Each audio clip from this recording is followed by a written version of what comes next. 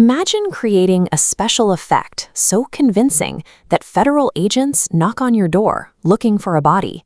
In 1985, Japanese manga artist Hideyoshi Hino launched the Guinea Pig film series. He wanted to bypass traditional cinematic storytelling entirely, aiming instead to craft films that mimicked the raw, undocumented look of actual crimes. His vision succeeded, perhaps too well. 6 years later, Hollywood actor Charlie Sheen attended a party where he was handed a copy of the second film in the series, Flower of Flesh and Blood. As Sheen watched a samurai systematically dismember a woman on screen, he looked for the hallmarks of fiction, but there was no over-the-top acting and no cheesy effects. He genuinely believed he was witnessing an actual murder. Panicked, Sheen dialed the authorities. The FBI took his claims seriously, launching a full-scale investigation to track down the filmmakers and locate the supposed victim. Hino and his team avoided prison only by laying out their physical props.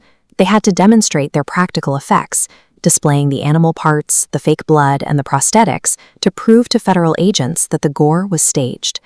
Achieving perfect cinematic realism presents a dangerous paradox. If you do your job too well, society treats your art like a felony. This legal panic had a precedent in 1980s Italy with the release of Cannibal Holocaust. The director abandoned polished cinematography for a revolutionary found footage format. The movie was presented as raw, recovered documentary reels, completely stripped of a traditional narrative feel. To sell the illusion, the director executed an extreme marketing stunt. He mandated that his actors sign contracts, forcing them to completely vanish from the public eye for an entire year, ensuring their on-screen deaths looked permanent. The stunt worked on everyone, including Italian authorities, who immediately confiscated the film reels and formally charged the director with the murder of his own cast. Facing a life sentence, the director was forced to void the contracts. He had to parade his perfectly healthy actors into a courtroom and stand them in front of a judge to prove they were still alive. Manipulating the public's perception of reality serves as a brilliant marketing tactic, until the justice system demands hard evidence of survival. While some directors faced prison time for their realism, other filmmakers saw these legal controversies as highly profitable blueprints. Take the movie Snuff. A savvy producer acquired an obscure, failed exploitation film and simply spliced a raw, shaky, unscripted-looking murder sequence onto the very end of the runtime. The marketing team intentionally fueled rumors that the footage was real. Sometimes the obsessive pursuit of capturing raw, authentic footage bypasses special effects entirely and results in genuine fatal accidents on set. During the 1982 shoot for the Twilight Zone movie, director John Landis demanded massive pyrotechnics and illegal low-flying helicopters to simulate a chaotic Vietnam War sequence. The sequence centered on lead actor Vic Morrow, alongside 2 young child actors who were hired off the books, actively violating standard labor and safety laws.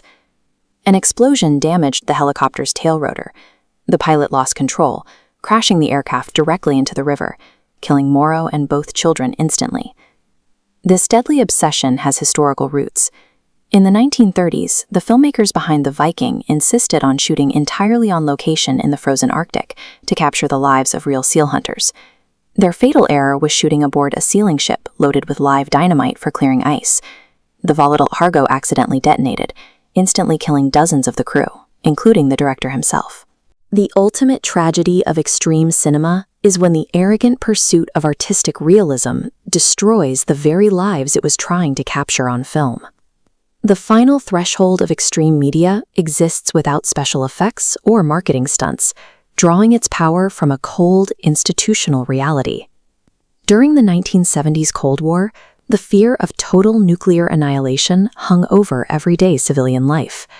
To manage this threat, the UK government produced Protect and Survive, a highly classified series of public information films explicitly designed to be kept hidden from the general population. These tapes carried a dark trigger condition. They were only ever meant to be broadcast on television and radio if a nuclear holocaust was hours or minutes away. What made the eventually leaked tapes so uniquely terrifying was their mundane, domestic setting.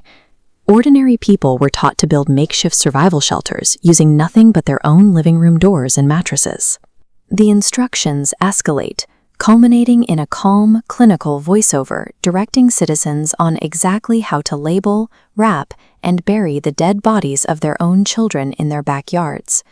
These clinical government broadcasts represent the most profoundly disturbing media in history, managing the logistics of survival when all hope is already gone.